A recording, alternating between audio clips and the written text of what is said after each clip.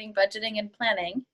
And I'm sure it resonates with you, but for many companies, and especially those that have their fiscal year closing in the next few months, this is always a time of reflecting on the past year's activities, looking at what should the goals be for 2019, and then figuring out the right plans on how to get there. So as it relates to today's webinar, is really thinking about how marketing fits in supporting those strategic goals and any growth plans. I do want to make this session interactive today, so please feel free to type any and all questions in the chat, and Laura will be monitoring that and sharing them as it makes sense. I also wanted to ask for a couple quick poll questions. So if you could enter into the chat, first, who on the webinar is currently in the midst of a planning cycle or soon will be? I'll give you guys a couple of seconds to do that.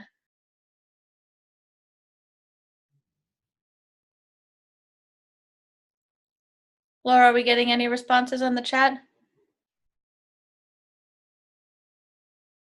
Sorry, I was on mute. We have one who's starting the planning cycle for next year. Another participant who's currently in the program.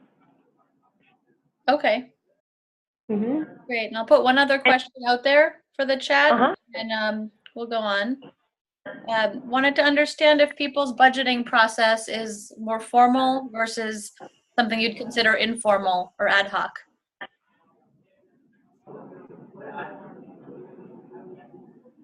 And also, even those of you who are in the program, if you're creating any growth goals related to marketing, that, that's planning as well. Yes, yes. Most of the feedback here is informal, ad hoc to non-existent, definitely informal. One participant, it's been informal, but now remedying that situation. So it's mostly informal. Okay, great.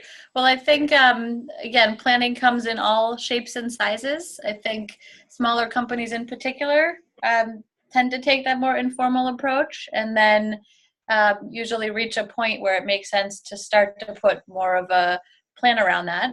Likely that's why some of you registered for the webinar today. So I wanted to start really with some of the questions that we get asked most often when it comes to marketing, planning, and budgeting. So I'll give you a quick introduction of myself beyond what Laura shared in a couple minutes, but wanted to start really with these three key questions. First is really, how much should I be spending on marketing? So there's certainly no shortage of places to invest both time and money on marketing, and it often becomes an exercise in prioritization of all the things you could be doing. What should you be doing? Next is really, how can I best allocate my marketing dollars?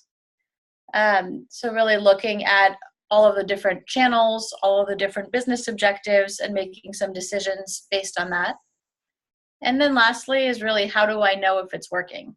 So this is a critical and often ambiguous question when it comes to marketing metrics, marketing ROI, etc. So in the webinar, we'll really talk through how big your marketing budget should be and what are the factors that go into that decision, the types of marketing investments that can be made based on a range of factors to help get you think that direction if you're not already.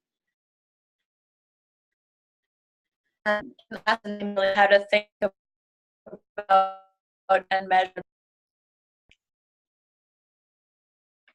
2-minute background. Thank you, Laura, for sharing a summary. I'm the founder of Magnetude.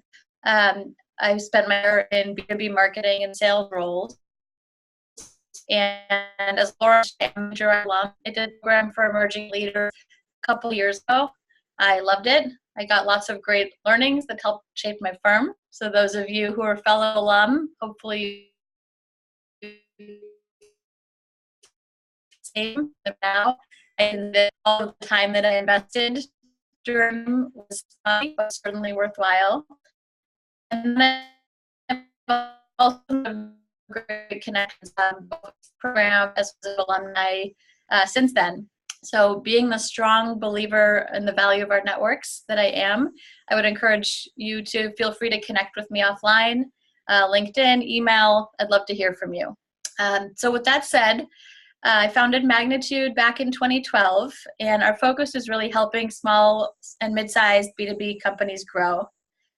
We give our clients access to a full marketing department on a fractional basis, essentially leveling the playing field between what smaller companies need and what larger companies have at their disposal.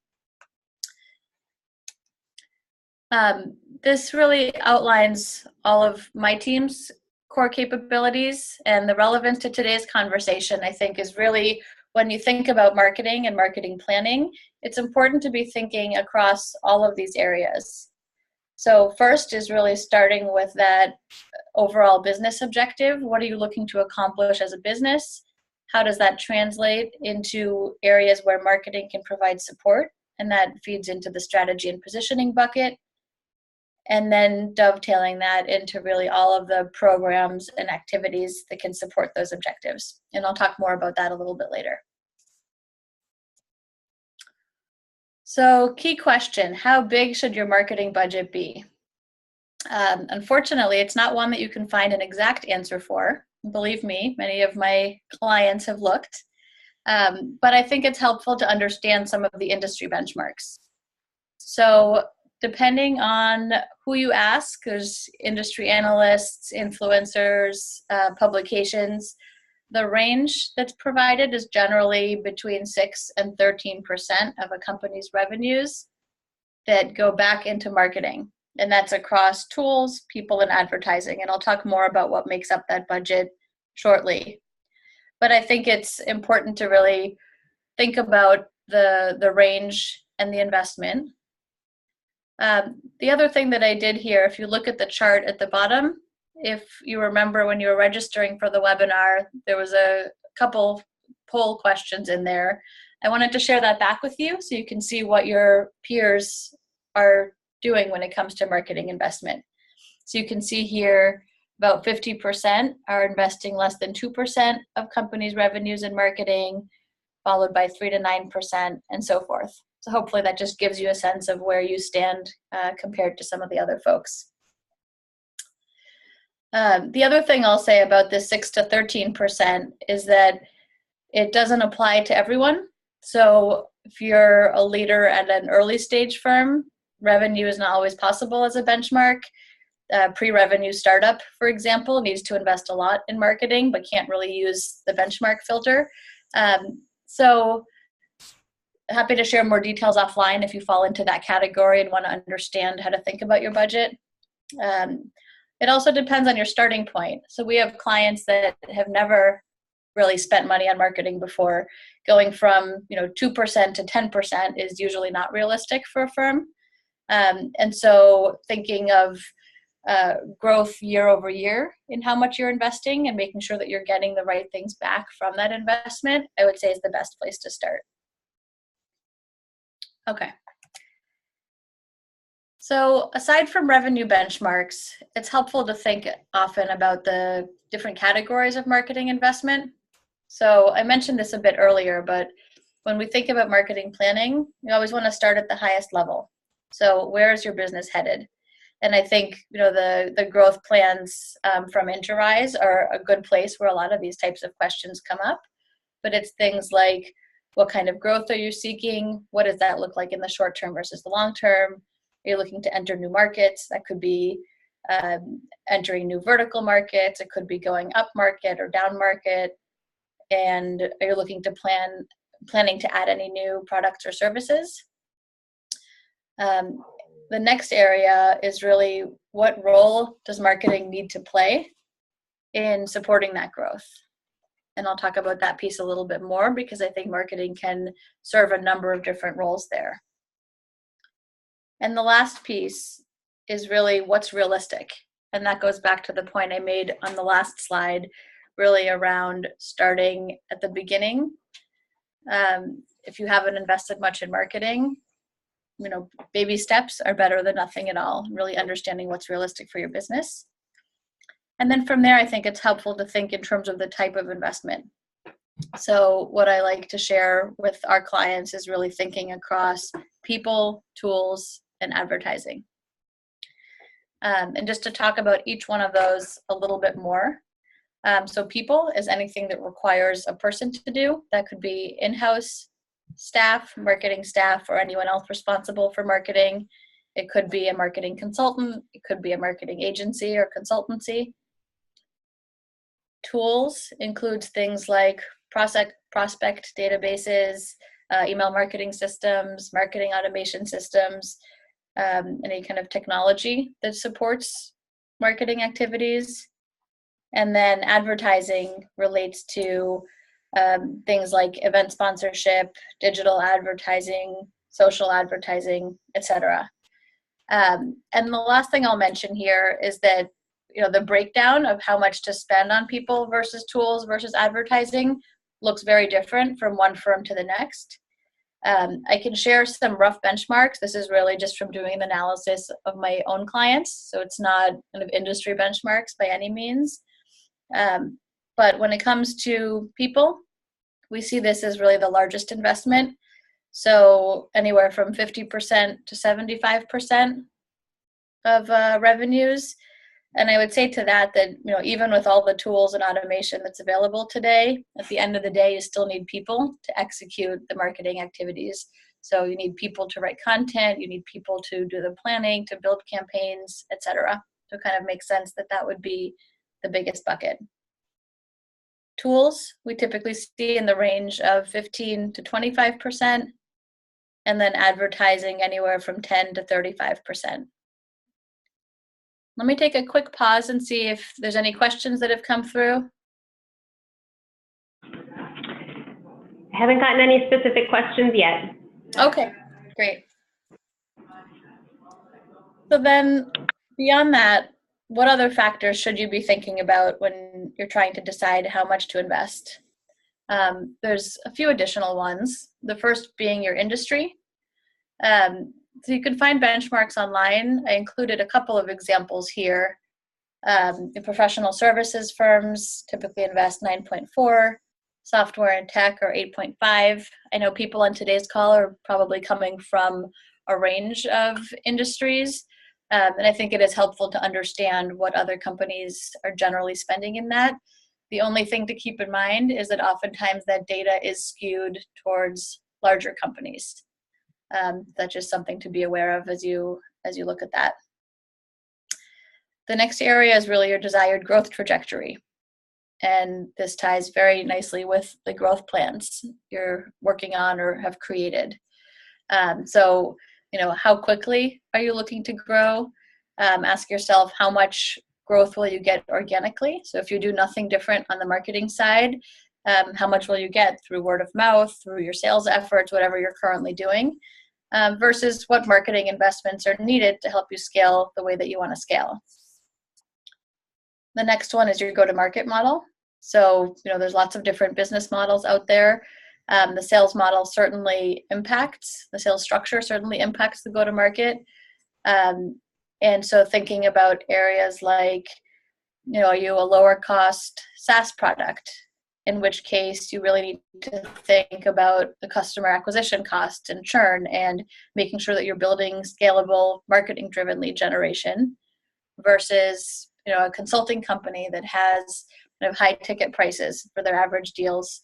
That's a much more consultative sale. And so, while marketing may still be involved in lead generation, sometimes the focus is more on sales enablement or brand visibility. So those kinds of things definitely should go into the equation. And then lastly, on the sales structure itself. So how are you handling sales? And how will you handle sales to align with the marketing investment if that's likely to drive more than you can currently handle with your structure? So is it the leadership team doing the sales, the founder or CEO yourself? Do you have a full sales team with kind of inside sales reps? And that also helps to determine how much to invest in the different types of marketing activity, such as lead generation versus sales enablement versus brand awareness. And so segueing into that area, I think it is helpful to think about the types of marketing that you need across these three areas. So, brand awareness and visibility is really, how do you establish yourself in the market? How do you build credibility, create awareness that your solution exists? I often tell clients that brand awareness, it's hard to measure, but it's very important. And it's really about how do you get into the consideration set to begin with when you're hoping to enter a sales process. Demand generation, I think people generally equate that with lead generation. So you might hear either term, but it's really what kind of targeted programs or campaigns can you run that help deliver leads to sales, either as more of a standalone campaign or as an ongoing program. And then the last one here is sales enablement. So this is really inclusive of anything that helps sales sell more efficiently or effectively. I think the most common area that people tend to think of when they think of sales enablement are sales materials.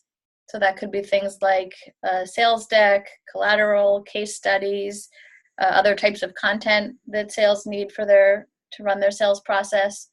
But there's also a lot more out there around sales enablement. So there's a whole suite of tools and lots of new ones coming out regularly to help sales be more efficient. We're giving salespeople more intelligence on their prospects. Some of those are platforms that you probably already use, like LinkedIn and some of the social selling activity. Others are very, designed very purposefully for a particular sales tactic. And lastly is that sales enablement can be thought of for direct sales, but also with channel partners.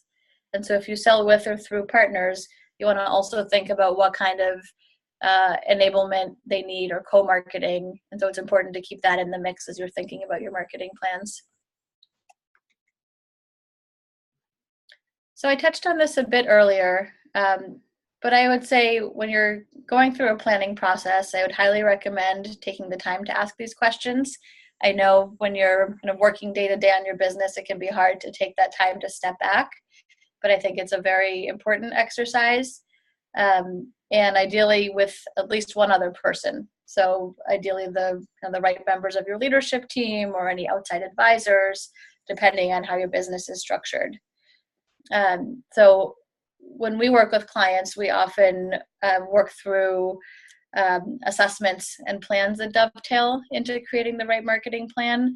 It's something that we often recommend to review at least quarterly, but then a deeper dive annually. So around this time of year in the majority of cases. The last point I'll make that's not on the questions on this slide is really as you have these conversations and ask yourself these questions, think about what your own personal biases are and what's in your own comfort zone, and then force yourself to push yourself outside of that and revisit them. I see this all the time with companies investing in the things that they're comfortable or the things that they understand and missing opportunities that sometimes are the bigger opportunities, or being resistant to them for too long. I'm certainly guilty of this as well. Just ask my team. But I think that's one area that's kind of helpful to step back from and think about a bit. So in the next section, we'll talk a bit about measuring the impact of marketing. Natalie, I'm going to jump in 1 minute with a question, just as it relates to an earlier slide. Do the 3 key drivers have to happen in that sequence? Brand awareness, demand generation, sales enablement. That's a great question. They don't have to happen in that sequence. I would say it's helpful to think about how much of each you need and which is the priority right now. The reality is, in an ideal world, you would be doing all of these things and they would all tie into one another, and they do tie into one another. Some of the foundational brand level activity is helpful to do at the outset or as a foundation. So if you think about kind of messaging and positioning, you want to understand who you're going after, what you're saying, how you're competing against, positioning yourself against competitors. You want to think about that at the outset, and then that might get translated into your website, for example. and collateral. But then you often want to have that in place before you start demand generation. So there is some sequencing that makes sense, but when you're looking on an ongoing basis, most companies will have activity running across each of these. But depending on kind of the size of your marketing budget and the need not to spread yourself too thin, it's helpful to know what are your priorities today and then how that might change or evolve down the road. Thank you. Great. Thank you. Okay. So if we go on to the next section, the last hot topic that I'll talk about is really how to think about your expectations on what you'll get from different marketing investments. So I think needless to say, most companies want to invest in marketing to drive growth. Otherwise, they probably wouldn't be making any investments. But oftentimes that requires more than just lead generation. And a lot of companies will think most immediately about lead generation. I think measuring the impact or ROI of marketing programs is often easier said than done. The good news is that marketing metrics are easy to get, but I think the bad news or the tougher part is that especially in B2B environments and especially when you have long sales cycles, the ability to tie everything together and to tie specific marketing investments to specific client or prospect revenue is much harder and more complex. And there's great tools out there that help support that, but not everything can be fully measured, end to end. So starting with branding, messaging, and positioning, this is an area that's very hard to measure, but it has a huge impact on a number of things, like where you fit into the market, how you prioritize and segment your market, how you're viewed against competitors, differentiators, etc., and whether your solution actually does resonate with your target market. So I think in terms of this area, if you do it right, I think you'll start hearing positive feedback from the market, but that can take months or years. We worked with a client, a professional services company, on their messaging, positioning, and branding, and then translated that into a refreshed website. And they did get some great feedback right away. They got some feedback from clients, from some of their partners, so it boosted their image and the perception of some of their important stakeholders. But measuring that, it just wasn't something that was quantifiable. And measuring website traffic, for example, that's one metric, but that's not necessarily the metric of kind of getting in front of the right people. So I think ultimately, this bucket of activity is the kind of work that can really, help drive a company's growth and growth strategy. But it's one that requires a little bit of faith and understanding of the function that it serves. The next one here is brand awareness programs.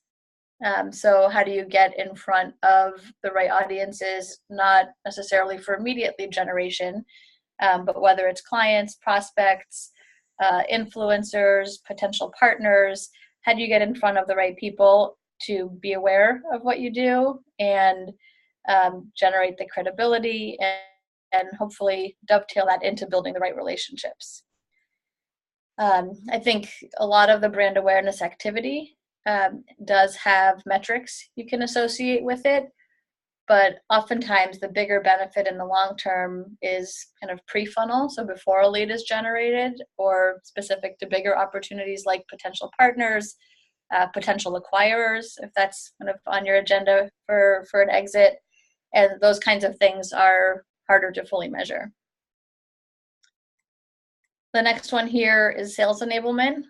So the measurement here and the expectations really depends on the type of sales enablement, as well as the marketing and sales infrastructure that a company has in place. So there's a number of tools out there that will help measure sales efficiency. So if you're trying to make sales more efficient, there's tools that you can look at that over time. There's tools that help show which salespeople are using marketing content and how that's contributing to the sales process. But not all smaller firms have those in place, and certainly not all smaller firms should have those in place, right? Limited time, limited budget. So sometimes for sales enablement, it's kind of more realistic to just rely on qualitative feedback from sales. So working together across leadership team, marketing, and sales around what's needed to help support sales activity, and then getting the feedback back from sales once those things are created on how they're working and how they're supporting them. And then lastly is demand generation. So luckily, this is generally the easiest area to measure, because thanks to a lot of today's marketing technologies and how digital so much activity online, so much activity is today, you can tie activity directly to leads, to opportunities, and to closed business. You do need to have the right kind of marketing infrastructure in place, but for companies that want a good handle on that, it's certainly very accessible to companies of all sizes. So lastly, I wanted to bring up the topic of time to impact. I think in an ideal world, any of us would invest in a marketing campaign and then see the results right away. It's not always the case. Some things require a bit of trial and error. Some things require kind of our best hypotheses based on the information we currently have available. So it's helpful to understand how long different programs typically take. This is by no means an exhaustive list, but I wanted to just pull out a few areas just to give a little bit of guidance here. So email marketing, which can be used for lead generation or lead nurturing, often as part of kind of broader marketing efforts. We typically say, give it at least 2 months to see that initial flow of leads or kind of a base of nurtured contacts. The next one here is PPC, or pay-per-click. So you might know this as Google AdWords, though it can include some other platforms as well. We usually say give it 3 or more months between getting the campaign launched, making optimizations, because there are a lot of optimizations and enhancements that happen along the way early in a campaign, and then being able to effectively assess how it's performing. The next one is search engine optimization. Usually I would say 6 months is how long you should give it to start seeing results. I think if you need to see results sooner, that's probably not the place to invest. That said, SEO is often one of the areas that in the long run can be very beneficial. And if you do it right, it can be the gift that keeps on giving. But it does require ongoing attention. It does require integrated marketing and an investment in content. So you have to go in with your eyes open. And similarly with events, I think the allure of some events is you go to the event, you get a handful of leads or a big stack of business cards, and it seems like in and of itself that was very successful. But the reality is that the real work happens in follow-up to that event and the nurturing of those leads, and usually the fallout is pretty significant. So the reality is that once you really are able to determine how many leads are high quality, how many leads are worth kind of pursuing more heavily, is really at the point a few months later, but helpful in making that decision around whether to invest in that event or more of those types of events again. So just to summarize before we open it up for any additional questions, as I'm sure you all recognize, planning for your marketing budget and broader marketing plans does require some time, some effort, ideally input from various stakeholders. Sales, leadership, and marketing are typically the biggest audiences involved. Before you really jump in to your marketing planning, I would encourage you to think a little bit holistically about your marketing budget and how to really squeeze all that you can out of your investments. So I think especially when you have a smaller budget, it's important to think about what can you do, and then what can you do that's going to be utilized across multiple channels. So for example, if you publish an article, how do you then promote that on social media? Can you then send it out in an email? Can you send it to some either partners that you have or informal folks in your network that have similar target audiences? What else can you do with each item on your marketing plan to get the most value from it? And so if we go to the next slide, open it up to questions in a moment. I hope this was helpful for you. I know there can be a lot of things to think about, but I think going through that planning process, writing things down, talking through them aloud with colleagues or advisors can be very helpful in making some decisions. Great. Thank you so much, Natalie. So I have a question or two that's come through in the chat. Please feel free to send your questions there.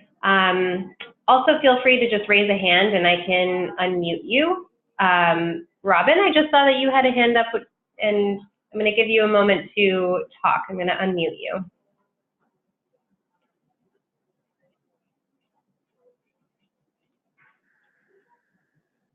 right. Actually, while we're waiting for her, another question that popped up was related to sales enablement. Can you speak to the difference between sales efficiency versus effectiveness, which is, I think, what we're really driving towards? Yeah, I think they're both important. Some might be more important to some companies versus others. I think, efficiency is the time to close a sale, time to spend on certain activities. So there's a metric out there. I don't remember the exact quote, but I think something like 60% of a sales rep's time is spent not selling, meaning that they're spending time on sales admin, right? Keeping the CRM up to date and responding to internal emails and things like that. And so there are tools out there that can help make sales more efficient, and kind of loading up prospect lists, call lists, and then running through things like that more efficiently. There's also just looking at internal processes, so and looking at where to streamline efforts.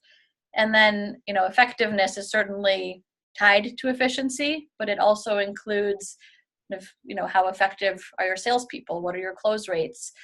Sometimes that starts, if you have enough volume in your sales funnel or historical sales funnel, it's looking at kind of where does the fallout happen and where can you close some gaps to close more deals. But it's also looking back to, are you putting the right message out there in the market? Is it resonating? Are you targeting the right people? Are you kind of known in the market as kind of the kind of, is there alignment between how you want to be viewed in the market and how your salespeople or salesperson is selling?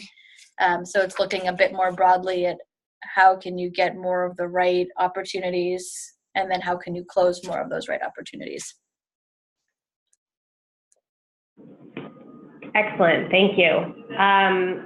Great, and I do have several other questions that have come in. So Robin's question, what trends are you seeing in B2B companies with products moving into e-commerce? And this I've actually heard from some other alumni as well. Yeah, so, and I don't know, Robin, is Robin off of mute? Yes. Robin, go ahead and speak if you'd like to just add any detail or clarification. Hello? Robin, I wanted to get a sense of what kinds of products you're talking about. I think just understanding at least general price points is helpful, because I think e-commerce can look very different at different levels. Oh, she's on a landline. So Robin's in manufacturing, and I think from what I remember, a pretty niche part, industrial products to manufacturers. Okay. So just a couple things I can mention. I think, e-commerce has certainly, it's certainly not new. It definitely is much more mature overall as a segment in B2C. I think more and more companies are realizing that there's more growth opportunity, more vendor companies in that space. There's more growth opportunity in B2B. And so more of the solutions are starting to incorporate activity for B2B firms. I think the challenge is kind of like, a niche manufacturing company that it's hard to create solutions that fit for everyone. But I think at the end of the day, whether you have kind of a paper catalog, an e-commerce catalog, a lot of the principles are the same, but the way that you can get in front of the right audience and the kind of metrics and analytics that you have at your disposal multiplies when you're looking online, right? So you can see exactly, how someone reaches your site. You can see where they're clicking, where they're dropping off. Some of that is basic things that if you integrate, Google Heat Maps or other tools that integrate with your e-commerce platform, you can get some really great data to make decisions off of.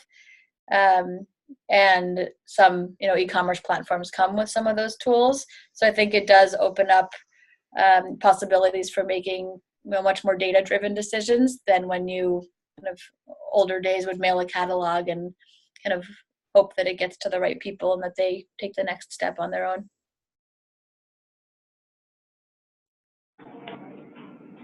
Great, thank you. I'm going to move on to another question.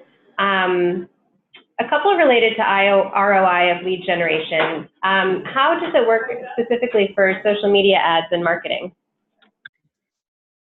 So I think with any kind of lead generation that's digital, at least, you're able to trace kind of a range of metrics that ultimately, you can look at the lead and then the quality of the lead.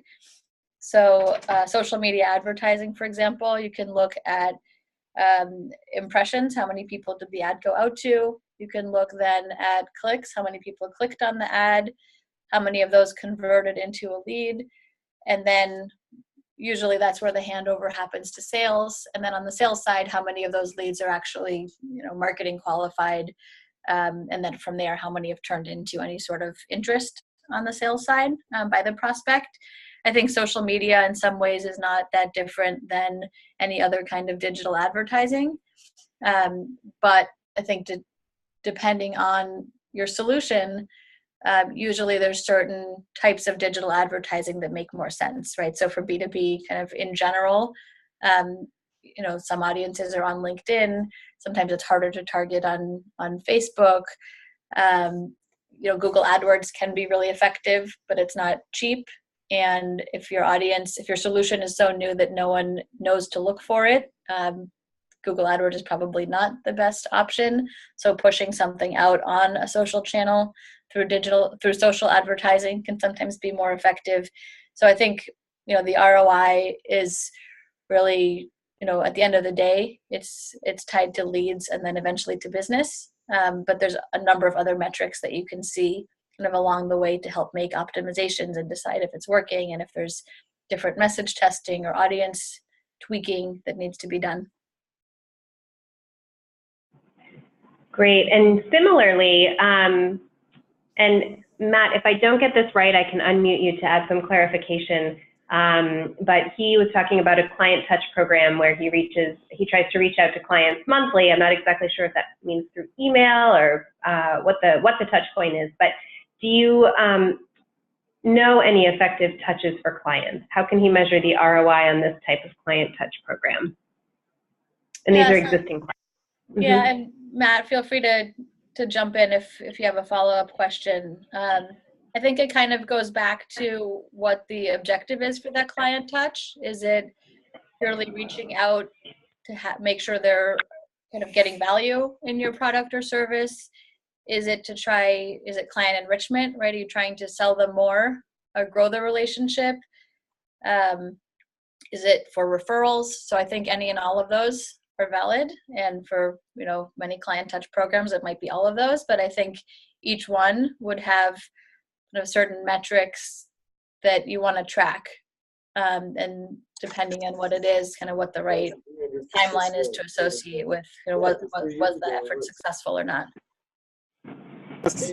I'm assuming. Great. And Matt, you're unmuted if you want to go ahead and talk. So for us, it is all three of those scenarios where we are working to keep our company at the forefront of the mind of our existing clientele, people who are currently buying our product. our manufactured product. So we're shipping our product to another manufacturer. So we're providing that raw material. So it's that keep us at the front of their mind, as well as providing them with resources for the market. Yeah. So would you consider them kind of a channel partner to you versus a traditional client? What do you mean by channel partner? Can you explain that? So it's one to many. Are you sending them a product that they then kind of distribute to their clients? So their client is the end user. So this is the beverage industry. So their client is the end user, the consumer. We're just creating the flavor concentrate, the flavor component of that. Okay. Okay. So we want them to continue to come back and buy the flavor concentrate from us. I mean, we created it. We created the formula. And so my question is really what are effective ways to reach out to people, creative, effective ways, so that we are at the forefront of their mind, that they understand that the relationship with our company is critical to their success. Yeah, so I think it depends on the behaviors of that market and of your relationship with them, right? So if you have 10 key customers, and they're all very large customers, you might have a program that just prioritizes those, versus if you have, hundreds or thousands of those kinds of relationships, you need to do something that's more one to many. So I think if you're looking at something that's a bit on more smaller scale, I think any sort of in-person or one-on-one touches should be part of the mix. And then looking at, are there enough contacts within that account that would warrant doing a newsletter to them versus kind of a one-on-one kind of email outreach. If you're looking at the one-to-many, because you have a very large number of those client relationships, then I think looking at newsletters, making sure you're connected with them on the social channels where they engage and posting new content for them. I think making it also about more than just the sale or getting new kind of products or product information out to them, but thinking about what are the pain points they're facing that are somewhat tied to your solution, like different flavor profiles or trends of flavor profiles in the market, things that matter to them that you can associate back to your solution, and putting some educational or thought leadership content is often a great way to keep in touch, give them something of value, and keep that relationship going. Excellent. Thank you very much. No problem. Great. So I have one more question kind of related to effectiveness and ROI, and then another question or two about budgeting. So for the non-digital marketing strategies, do you have any suggestions for how you can measure effectiveness, particularly when results aren't seen in the short term? Yeah. So it's definitely hard, as I'm sure you recognize just by asking the question. Feel free to jump in if you want to give any specific examples, but events are one of those areas. I think ideally with events, if you can take whatever kind of leads or activity is generated and move it into your digital systems, so your CRM, your marketing automation, you can then still mimic what you would do on digital. So look at the number of leads generated, the number of those that are qualified, and then track those to kind of any subsequent sales activity.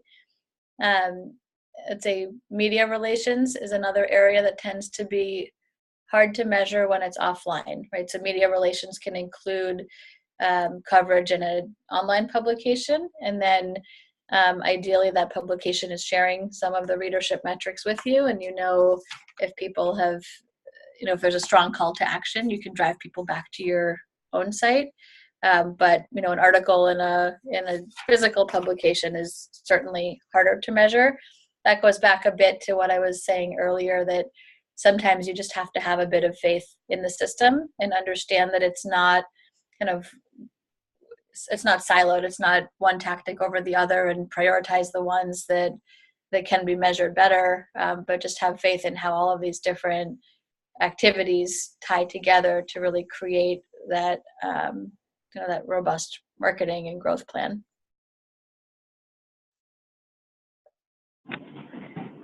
All right, Great. Okay, that makes sense. Thanks so much. So getting back to budgeting, there's a participant who's considering updating their B2B website to make it more user-friendly. How do you plan the budget for a major renovation, and how do you plan for the return on your investment? So websites are one of those areas where you can spend very little, you can spend a lot. So anywhere from $5,000 to a few $100,000. You kind of want to right size it with the size of your firm, of your company, and what's realistic, and then understanding what you'll get for that investment. So I think part of that also goes back to your objectives. Why are you updating your website? Is it more from a look and feel standpoint? You just feel like it doesn't do your company justice. Maybe it was your starter website, you never updated, or you created it a long time ago and it looks very dated and you don't think that reflects well on your company, versus kind of some other driver, like your messaging is changing or the market around you is changing and you need to kind of reposition your company. Or kind of the third type, I would say, or driver for updating a website is around performance, right? So if you want to turn your website into a lead generation engine, if it was more brochureware in the past and you want to get more inbound leads and conversions on the website, and each of those I think has a different kind of a different way of thinking about it and different implications involved. But I think you want to understand what kind of budget is realistic for your firm, and then even once you know that, making sure that you are getting the kind of website that you need. When you're updating primarily for look and feel and you don't care as much about performance, I think going with a lower cost option is okay. But I think the majority of the time, that's not the case. And to some degree, what you that said, I don't think most small businesses need to be thinking in the tens of hundreds of thousands, but they should be thinking probably in the tens of thousands. And I don't know if you have any other specific questions, but I think just thinking in terms of the objectives that you have and all the different components that go into that, as well as the long-term flexibility of the website. So building on a platform that multiple people at the company can update, on one that has the right kind of security parameters that align with your firm, the one that can integrate with the different marketing and sales tools that you use, etc. Excellent, thank you. Are there any other questions from folks on the line? I have one more. I'm going to hold off on it just for a minute. It sounds like it's for a startup, so maybe this is an additional business that one of our alumni is looking to start. But I just want to make sure that we can address any questions about current growth plans, any strategies from your businesses that you went through the program with.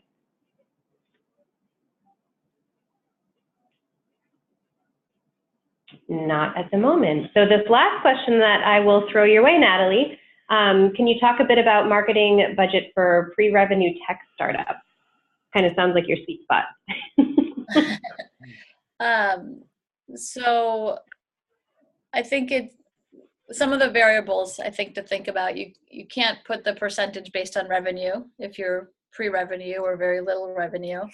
I think seed stage startups, and this is assuming you're kind of in the funding cycle. There's clearly some startups that are very successful bootstrapping, but I think some of the milestones, seed stage companies typically don't invest or are not able to invest much in outside marketing support outside of the founding team. They're often working more on the product still.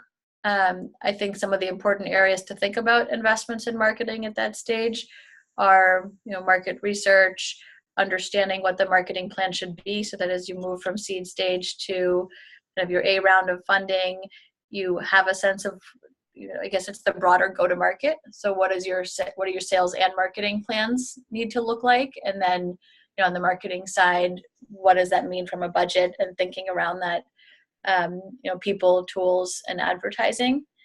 And sometimes for tech companies, it's thinking kind of what needs to go into the product itself to support marketing objectives. So it doesn't apply quite as much to certain types of enterprise software, but some of the SaaS solutions, there's some products that integrate very nicely with some of the marketing tools. And so, for example, if someone hasn't logged in a couple of weeks, it might trigger an email. If someone goes to a certain part of the site, it might send kind of some additional information via email, or send some notifications to the salesperson to get back in touch. So there's things like that that you can think about at the earlier stages. Typically, going through kind of a full, robust marketing planning effort, I would say, is as you're approaching your A round or shortly thereafter, and are really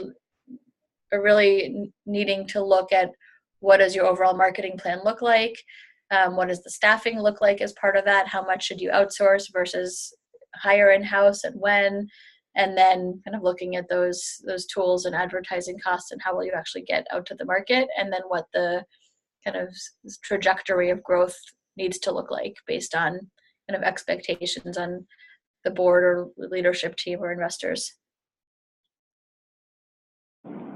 Great, thank you. So there's one comment actually that came in response to one of your questions at the beginning, and I'd love to kind of sign off with your thoughts on this. So this particular business owner said, I set a budget last year, but no plan for implementation, therefore no results. And I feel like that sums up our conversation pretty well, and I'd love your thoughts on that to close it out today. Yeah, I think, and it's a good one. I think oftentimes firms think about the implementation and don't necessarily understand what the appropriate budget is. The two obviously go hand in hand. I think there's understanding what's a realistic budget or budget range for your company. And then in tandem with that is looking at how that'll get implemented. And again, that might be, depending on the size of the budget, it might be, hiring someone in-house to oversee it. It might be hiring like a marketing agency or firm, like what we do. It might be a consultant who's a kind of solo person. What I often find where companies fall short is when they try to give someone internal who is not 100% dedicated to marketing the marketing responsibilities. In those cases, I find it tends to be a bit more of an afterthought, or trying to give someone who's not an expert in marketing responsibility. Some activities are fairly easy to pick up, but a lot of the areas do require domain expertise in the different functional areas of marketing. So really thinking about kind of what are the different activities that need to happen, what's the sequential order of them, or some more foundational and some come after and run on an ongoing basis. And then across the different ways that you can get that execution support, what's the right mix for your company? Excellent. Well, Natalie, thank you so much. For those of you on the line, we did record this webinar, and it will be available on iConnect. So you'll be able to view the slides and listen to it for future reference. But I really appreciate your participation. And Natalie, thank you so much for an excellent presentation. I will let you kind of sign us off. Great. Well, thank you so much for having me, and thank you all for the questions and the participation. Again, I'm happy to connect offline with any of you if you have any follow-up questions or just want to connect. And I hope everyone enjoys the rest of their day. Thank you. Bye, everyone. Bye.